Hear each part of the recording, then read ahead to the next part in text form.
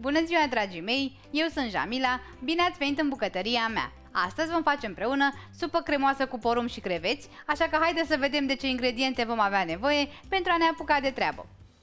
Pentru această rețetă vom avea nevoie de 4 cartofi, 2 conserve de porumb Boabe Gold de la Bonduel de 340 de grame fiecare, 200 de ml de smântână pentru gătit, o jumătate de litru de supă, 300 de grame de creveți, 100 de grame de cremă de brânză, o tijă apio, o ceapă tocată mărunt, jumătate de legătură de pătrunjel, 3 căței de usturoi, o lingură de boia dulce, 2 linguri de ulei, 2 linguri de unt, sare și piper.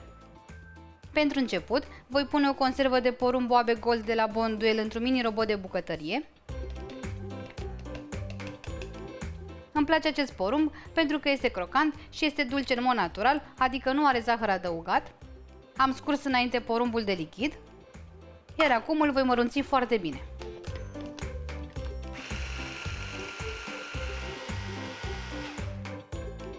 Porumbul este gata, așa că îl putem lăsa deoparte și ne putem ocupa de supă. Într-o cratiță încăpătoare vom pune untul pentru a se topi, adăugăm și uleiul,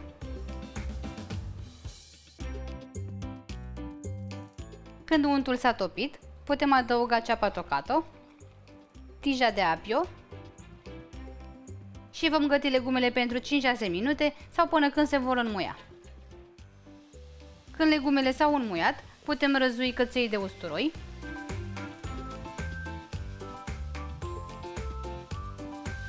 amestecăm bine și usturoiul,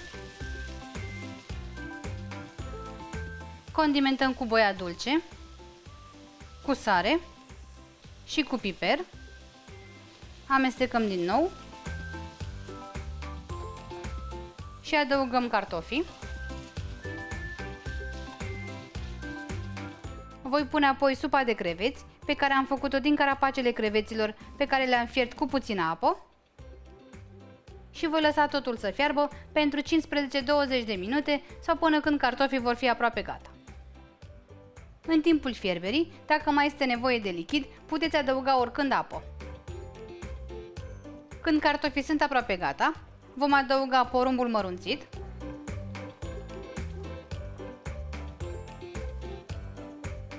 și porumbul întreg,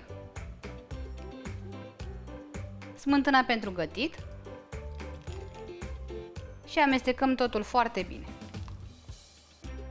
Lăsăm supa din nou să fiarbă pentru aproximativ 5 minute.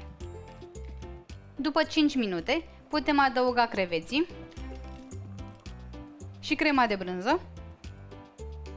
Încorporăm totul foarte bine și mai fierbem supa pentru maxim 2 minute. În acest stadiu verificăm supa de sare și piper, iar la nevoie mai putem adăuga apă. Supa este gata, așa că pot opri focul. Voi adăuga pătrunjelul. Voi lăsa supa să se răcorească puțin, iar apoi o putem servi. Supa cu porumb și creveți a răcit, așa că am putut să o servesc. Arată minunat, o puteți servi cu puțină lămâie, este foarte ușor de preparat, este mult mai gustoasă decât v-ați putea închipui, așa că sper din suflet să o încercați și voi cu prima ocazie și să vă placă. La revedere!